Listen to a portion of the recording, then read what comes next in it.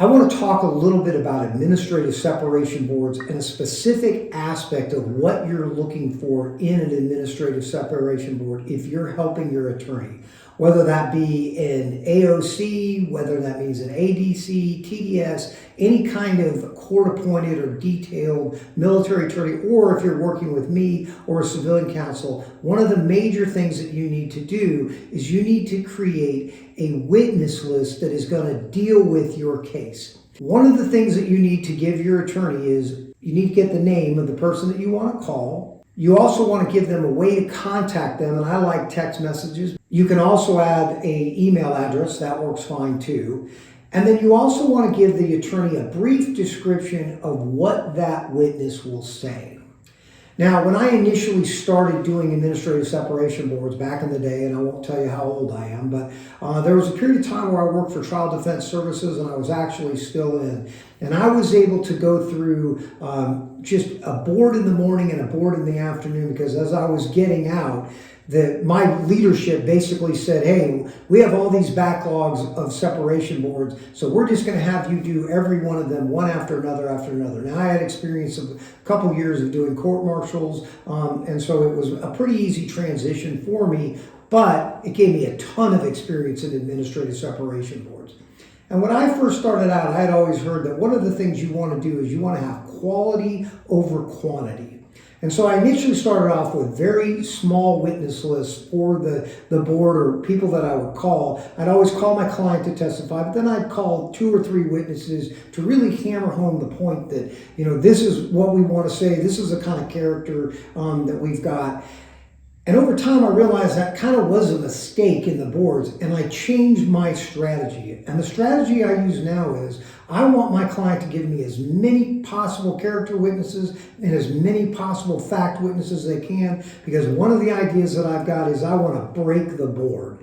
And I guess what that means to you is I want you to be able to find as many people as I can get that are going to say either, one, you're a great person, have great military character, you have been in combat if that's the case, or you have worked hard all the time, you have done these accomplishments, and you have great work ethic. Just the kind of things that you want to tell the board about the kind of military character that you've got. And that's really, really important. And when I look at who you're going to call, there are 3 different areas that you can talk about. You can talk about people that you have had in the past.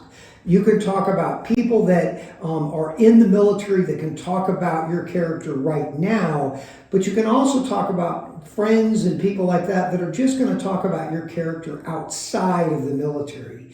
And so when you're looking at the kind of military people that you want to get for this, you want people that you've worked with for a period of time, that have seen you and are able to be able to talk about your character in a way that is going to be very effective with the board, because they're going to be able to field questions about how they've known you. They're going to be able to field questions about that character from their personal knowledge. And so that's one kind of witness that you can have, and it's a character witness talking about your character. There's another kind of character witness you can have, and that's people you know outside the military. If you do any kind of community service, if you work for a church, if you've got friends, family, or whatever, a lot of people think that, well, I'm having a military board, so I need to have military character for them to talk just about my military character. That is not the only thing that the board will accept. In fact, a lot of times somebody that knows you outside of the military can really help the board, especially if you've been accused of something that has happened outside of the military, because people that know you outside can say, well, no, I know his character and he wouldn't likely do this. This is not something he would do or we would expect him to do. Now, in all of these kind of character witnesses, there's a misperception that what you need to do is you need to have people that outrank you are better than people that are your subordinates or your peers. And that's just simply not true. It is about the people that know you best. So it does help if you have like a colonel or you have somebody that's over you that's able to talk about your character and get into what you were like as far as when you worked for them. Nothing wrong with that, and it's a great kind of witness to tell the board, look, this is the kind of character you have. You actually work hard for your superiors. But it's not enough, because all they can say is what they see in these blocks of time where you're not working for them daily. It's the people you work with every day, your peers, that are going to be able to really get into the heart of who you are and bolster you and back you up. And sometimes, even when they get those hard questions from a board member, they're going to dig in and they're going to fight. And they're going to say, no, we need to retain him, or this isn't an appropriate way that they're dealing with my friend. And the same thing with subordinates. Sometimes we like to hear from subordinates who are going to say, this is the way that I was treated, great leader, mentored me, coached me, and then brought me up through the ranks. Great kind of witnesses. All of them are very helpful.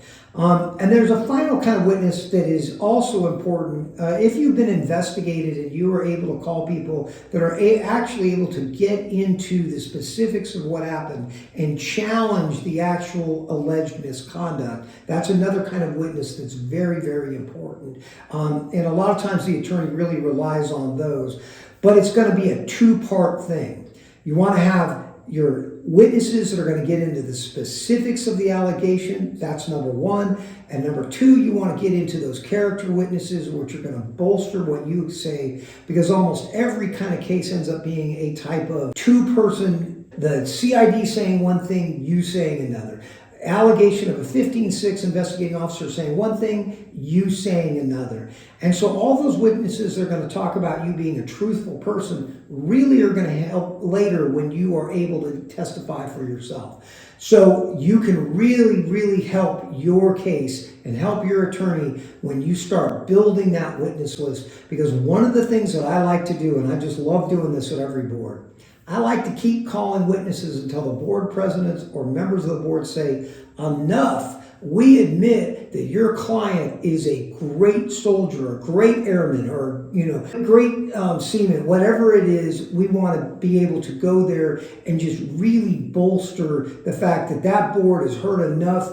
You're too good, and they don't want to hear any more witnesses. That is the first step to getting this thing going. So what we're trying to do is we're trying to just get so many witnesses that we break that board. And what I mean by that is that we get the board president to literally tell us, hey, we've heard enough. We admit that this is a great service member. This person is wonderful. We got it. And then we have knocked out one of the first things that you're going to have to prove is that you are somebody that's retainable in the military. And if you can get that board to say it, to admit it, and to say it on the record, you've already won one of the first things that we need to do. So think about your witnesses, and if you hire me, I'm going to want a long list, and I want you to do the work and letting me know what you expect. Of course, afterwards, I'm going to prep them and get them ready, but that's your job, and that's the beginning place that you win a board. Thank you.